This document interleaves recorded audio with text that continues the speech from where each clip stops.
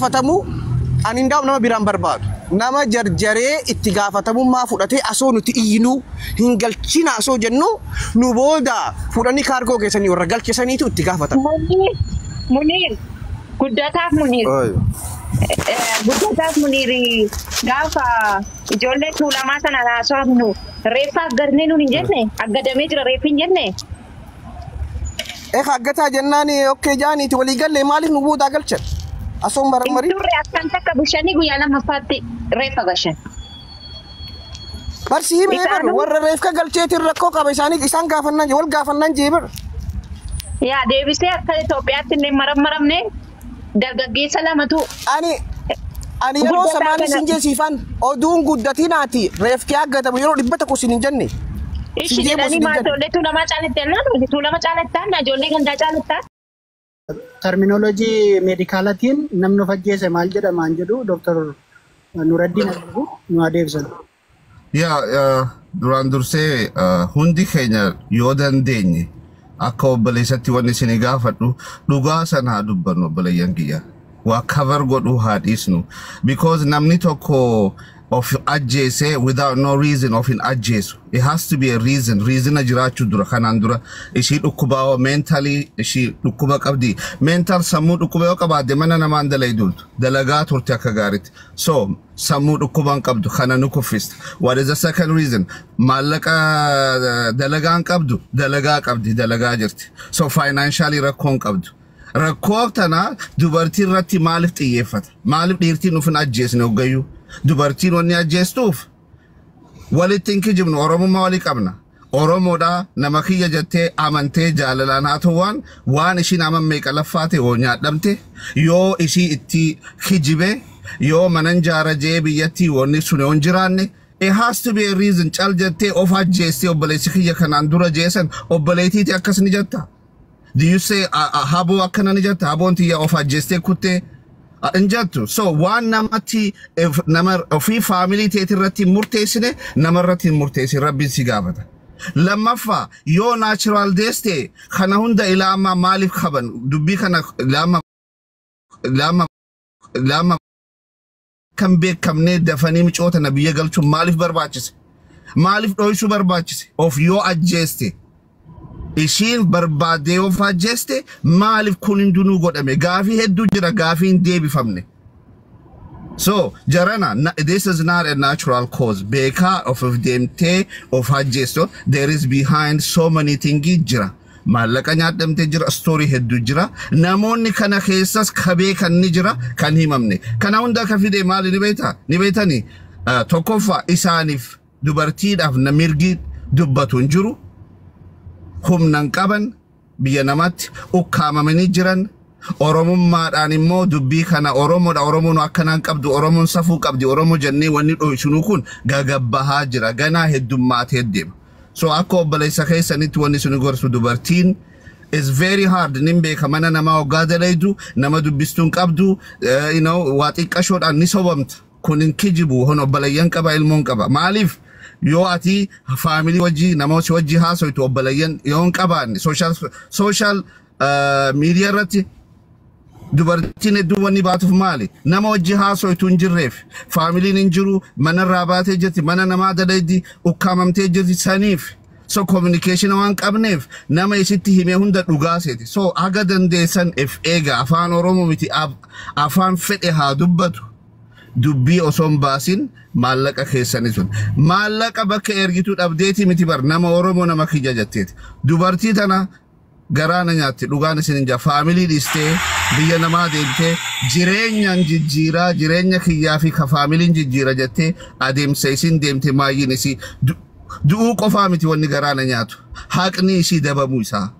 So Oromo waan obboleetii teetirratti waan habootii teetirratti murteessine ilma namatti murteessin kanuma isinja this is not a natural cause. A natural cause yoo ta'e kanaan dura dhukkuba ni qabdi sammuu dhukkuba ni qabdi no did she have any health problem dhukkuba biraa ni qabdi hin qabdu the financially rakkoo keessa wanta taate depressed taate jirti hin jiru dalagaa jirti maallaqa wali qabaa jirti man abbichi warri mana itti dalaydu miciyoon tun rakkina kana qabdi jaani guyyaa tokkoon dubbanne kana hunda wali fida so waan ishin dubbattees fida Kana keessa dhiirtii Oromoo dubartiin teenya akka duututti especially biyya Arabaa shoora guddaa dhabachaa jirtanii kan hoggaanju yoo jibbitan na jibba haqa saniin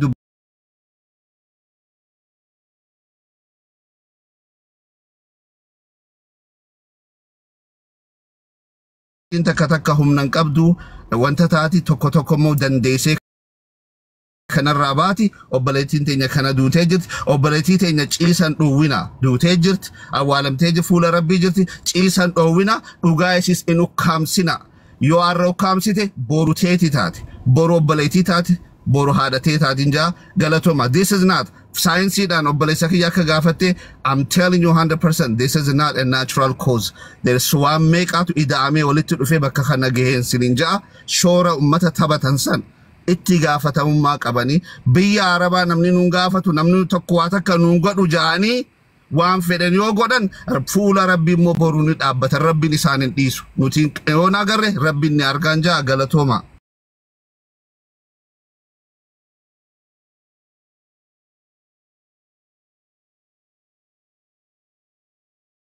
Natural cause, suicide jama. Yeah, Because suicide, if you take them te shuguti and ogaf doitu, sometimes they cover up.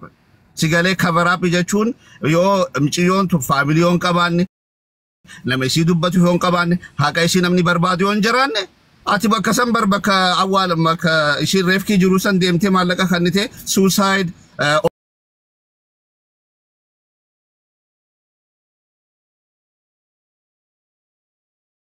Mootummaan Shiraa fi dhaabbanne looyerriin jiru biyya seeraa fi heerri hin jirre jirani biyyatan seeraa fi heera jira jaani malee kijiba biyya faranjii yoo ta'e reefkinu bakka sanirraa hin ka'u aga waa hundinu hin ka'u hin awwaalamu reefkinu aga dubbiin sun sirritti baate so wanni isin da'anii amma suicide jechuun if ajjeessee kajaan suni kun maallaqaas godhuu dandeessaa yoo jarri mana dhabee siyaasaan isaanii gabbahee namaatu harka biyya keenya du'e jaanii mootummaan namni biraa complication ni hegareedhaaf akka dhufne waraqaa irratti barreessanii si kannan kun ni danda'ama anywhere biyya Afrikaa biyya tarru biyya Arabaas biyya maallaqa waa bitu biyya dandeenye biyya heeraa fi seeratti ifama biyya teenya amma Ameerika reef kunu bakka sanirraan sosoon sinja Gana reef ka isani kana wishitana wanta banani lalani wali natural cause yote wani saini jira milikati jira yo if Ajjesee mo me wa saini jira milikati san hunda diga fudani qama lalani ega lalan adaba san boda caljaani susa jamen katabamus they don't even rush tabiciyotana rush godan yoguma san wata nammeka oromotana sifantana fide interview got nammeka sirrati nammeka no nakana Dubbiin tun deema turti yo dhugate oguma sani natural cause ni bekama suicide ni siyote this is wahuma deema jirani sininja galatoma ifama ka tinkaba ifama fano doktori gawanni maxxanfame kon irratti akkasitti barreeffamee kennamamoo Mucaan hospitaala sana irratti barreeffama Bodaa hospitaala ni barreeffama abbicha wanna san reef kasan study godhe pathology namtichi laale waa hunda namtichi haa ta'u namtichi doktorri laale suicide si gootu hospitaala maqaa doktora and then inspector warri police dubbii tana halaale guutuun isaanii death certificate jama death certificate sun khabar reeffamu natural haa ta'u suicide haa ta'u akkasi katama soon yoon jiraanne kijiba jechuudha galatoma dalagaa seenutti jira yeroo bira walaga doctor yero takka sifa kuno halal khanuman gaafachuuf khanuman tiimu fi khanuma wa rabbi shiba okay khanuma baro raqabasi sinjo ma fi doctor ilala waraqaa kun mana kamirraa miti kan barraa'e Itoophiyaa irraa barraa'e bolee keessa Oh no. This is completely wrong. If I'm not good, I couldn't lali. Why bole dute? Let's be. Wanta kogate. First of all, Jerry barre sekuni yakamada malifi. I don't care what my malif. Isam birandune. Warak michio biyala biya dute ra hospitala nam or ref kalalera. Everything has to achira ega ufeboda kana wajwalik absi samahu gasente. Laman erreheduma biyala yote. Embassy ni seda juddu embassy Ethiopia biyasani laman hospitala embassy Ethiopia raga lama wali qabame bole ogasantu raga kagarsitu male bolen kanun aniga kanan beeku biyya Ameerikaan jira ture dhiifama naa godha. This is like completely fake. Qoyyaa guddataa wajjin haasaanu eessaa si kenname waraqaan kun? Boolee buufata xiyyaaraa boolee achi keessa akima hojjetutu gaafa dhaqeetoo reefa chee godhee dhufu kana barreessee naa laate. Kono ragaa. Dr. Nuraddiin dhageessanii? Anatu kaasee erge kana kaameraa silkii kootiin kaasee si erge. Qabatamaadha. First of all, waa takka kanatti barreessanii wanta jechuuf they have to have full evidence. Jarri boolee keessa jiru biyyachi dhaqee evidence wanna san hin fuune. So gama isaaniitti ragaa bahuu hin dandeenye hin jiran. Waragaa ani amma asirraa erge ragaa biyya alaa kijiba erge ragaa saniin kadeeman yoo ta'e sunni fakkaata. Garuu kun is not full investigation hin jedhamu dhiifama naa godha galatooma ol agarra. Guddaa galatoomaa Dooktor. Galatoomaa Dooktor. Amma nu ibsuu keessaniif. Guutaa galatooma Dooktora kana fiduu Sifu bakka ani seenee bar waraqaa san baasisiin jechuu barbaadeeti baastee sanumaa fi afaan kee walitti qabne. Okay, wani joo barbaadu obboleeyyan kiyya. Yeroo gabaabaa kana keessa I think ji'a sadii keessatti yoo xiqqaatee nama lama sadii nama du'ee investigationii goonee karaa biyyaatti eega wanti xumurame fuudhanii hospitaala geessanii michiyoon if ajjeestee yaada jiruudhaan nuti lakkii michiyoonii fi ajjeesnee yaada jiruun wal mormii keessa seenne jechuu uummata kafiilaa wajjiidha. Kafiila moo maal jettanii kaa warra Suudii keessaa kafiila jettanii warra nama fitu barreessa kafiila jechuudha. Okay, yoo xiqqaatee torbee sadii booda reefka deebisnee riifaritti jechuudha. Haareedhaan qaama isii guutuu investigation godhamee namni takka nama ajjeese nama lama maali namni takka nama ajjeese nama lama ifa ajjeeste akka poolisiin qorate ifa ajjeestetti hin dhaabne ammallee qorannoon san hin dhumne maali raayif ajjeesuu dandeesse takka madaami ajjeese lama ifa ajjeesan lameen ifa ajjeesan sanu maali raakaateeti dhiibbaa isin itti umtan malee amma uummanni lameenuu hidhamee jaarsaa jaartiin jechuudha. Hidhamanii jiran, hidhamanii bahan. Yoo isin dhiibbaa itti gootan yookaan rakkina itti geessisan malee akkamii du'uu dandeessa jedhanii kan dhume uummanni ammaan isinii mu jiru warra Itoophiyaati. Garuu achi jiru uummata madaan yoo ati jabaa taate yoo ati murannoo qabaatte unkaan nama biraa dhiisi araba isii wanta jetteewu wakilinaa yoo qabaatte mormuu ni dandeessa. Amma kuni Itoophiyaa keessa seenaan ani amma jookii nutti himu jiran nutti ashoofaa jiran bakka usaa nunjaa irra jira bakka usaa dhiigasiitii dhuusuu barbaanna usaa nun jettaniira nu jiran waraqaa Dubaayuu abbaan amanamaadhaan malee waa'ee boolee maaltu wanta jee laamuun akkamii eessarraa keeti akkamitti duutee barre doktoraa fi poolisii walitti taheetii bar Dubaay keessatti kun poolisii Itoophiyaatii fi doktorri Itoophiyaa akkamitti waan san qorachuu dandeenye maalirraa keeti bilbilli Itoophiyaa siimini gaafii takkumaan isin gaafadha jalannaa barreessa bilbilli Dubaay siim kaardiin Dubaay Finfinneen ni hojjeta yoo hojjete naa barreessa kan hojjanne yoo ta'e poolisiin bilbila isii sakatta'uudhaaf saatalaayitiin isaanii Dubaay jira. Mootummaan Itoophiyaa humna san qabdu nambara isii san fuutee eenyooji haasoytee yeroo maayyee eenyooji wanta jettee eenyooji olii barreessitee maali rakkinnisii waa hedduu qoratama qaama isiitii qoratama sagalee isiitii qoratama bilbila isiitii qoratama bilbilli san fedhanii haa caccabsan siiba san fedhanii akka fedhan haa godhan saatalaayitii irraa fuudhan saatalaayitii Dubaay siibni Dubaay yoo Finfinneetti hojjete poolisiin Itoophiyaa qoratuu ni dandeenya nambara isii siibni keessan siim kaardiin kallattiidhaan Finfinnee keessa eega seentan ni hojjeta kaardiin Dubaay achitti bitattee kaardii teelee Itoophiyaatiin ni hojjeta yoo hojjenne kun feekiidha bakka dubbii gabaabaa kan qoratuu dandeehu eenyutu wanta godhu jira hawwii qabadhu mee muuti